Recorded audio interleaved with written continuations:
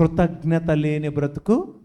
మధ్యలోనే దేవుణ్ణి విడిచిపెట్టేశాడు, మధ్యలోనే విగ్రహారాధికుడైపోయాడు, మధ్యలోనే దేవునికి దూరం అయిపోయాడు. కేవలము ఈ దావీదును బట్టి మాత్రమే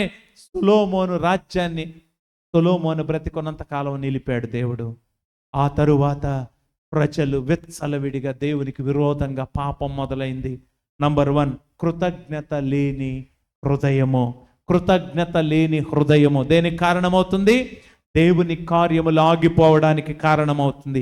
రెండవది, నీ జీవితంలోని పాపం, నీ కుటుంబంలోని పాపం, నీ వ్యక్తిగత హృదయములో పేరుకుపోతున్న పాపం దేవుని ఉగ్రతకు, దేవుని శిక్షకు కారణమవుతుంది. దేవుణ్ణి ప్రేమించడం మానేస్తావు, అలాగే దేవుణ్ణి సేవించడం మానేస్తావు, దేవుణ్ణి ఆరాధించడం మానేస్తావు, దేవుని సన్నిధికి వెళ్ళాలనే ఆలోచన పోతుంది. ఇవన్నీ కూడా మన కీడుకే కారణమవుతాయి.